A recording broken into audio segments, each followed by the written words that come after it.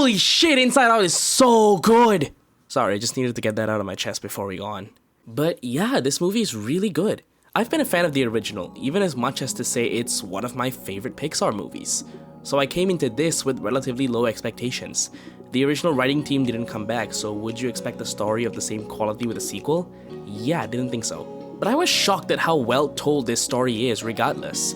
It didn't really feel like a movie for kids at times. It felt a lot like it was trying to aim at an older demographic, because in the theater I went to, the kids didn't laugh at most of the jokes. I heard a lot of teens and young adults laughing more, including myself, which is both really interesting to me and makes sense. The movie is about what happens in the early years of being a teenager, so I'm assuming it's meant to appeal to them a lot more. Not only that, it seems to avoid most of the kids' movie pitfalls that the other Pixar sequels usually have. It doesn't regress its main character for the sake of drama and having them relearn their lesson, and doesn't really repeat its narrative by having something to reset the status quo. Here, Joy retains what she learned in the prequel and is super nice and respectful to sadness and the other emotions. She does see their worth a lot and is more okay letting them co-lead with her.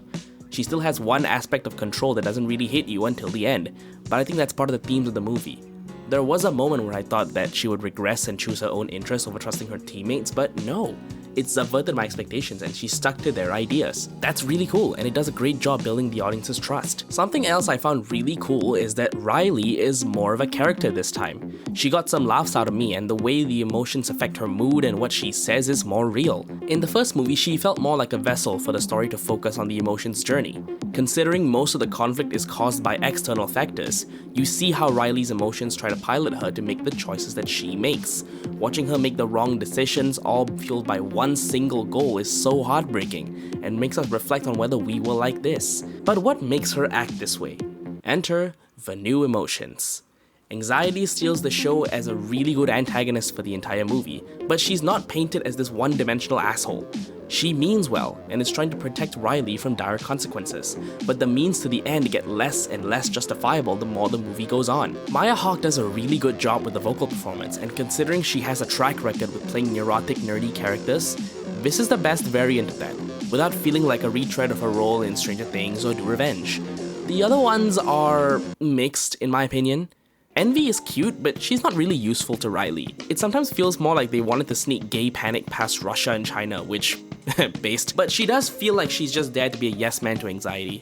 Ennui and embarrassment do some stuff, but they're more plot devices if anything in the second half as anxiety takes over more of the leading role in Riley's mental state. Hey, that sounds like the theme of the movie. But they're not the only ones that were underutilized. There are some side characters that the movie introduces that show up in one scene and never again. Did you know how shocked I was to see a different animation style in a mainstream Disney animated movie?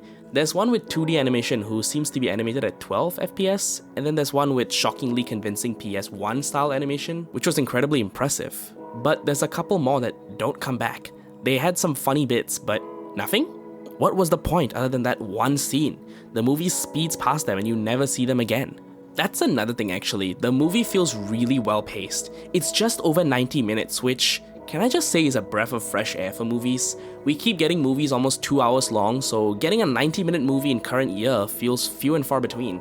But it doesn't feel super fast either. Yeah, we breeze through set pieces, but each of them feel like we spend the right amount of time with them. I can see how some people wouldn't like that, but with how much shit is happening, it's all really well divided and doesn't feel like Raya where we're just rushing through them. With the first movie also being really breezy, I can imagine this duology to be a solid 3 hours of good storytelling. That's also owed in large part to the writing for this movie being on par with the first as well. It doesn't try to one-up the prequel, and again, doesn't regress the characters just for drama's sake. It genuinely does feel like a proper continuation, with new themes, new concepts, expanded world building, and something new to think about. The way anxiety works for us is pretty cleverly implemented and personified in this movie, and again, reuses set pieces we've seen before in different ways. And the message and theme of self-acceptance and growing up is really sweet and thoughtful, because it wasn't just a learning point for the antagonist, it was a good learning point for the protagonist as well. This will really speak to you if you struggle with anxiety or self-doubt, or if you're a teenager feeling like you're unsure how to navigate these new emotions. And that's kinda what I wanted from a sequel to one of my favorite Pixar movies. A massive home run that proves that Pixar can still make a good movie every once in a while. I do hope the support of this movie won't send a message to Pixar that we want sequels, because similar to Guardians 3, audiences will come out to support good movies, which I hope Pixar continues to make. alongside more original personal stories. 9 out of 10. Now if Inside Out 3 has a hormone monster, it will be perfect. Thank you for watching.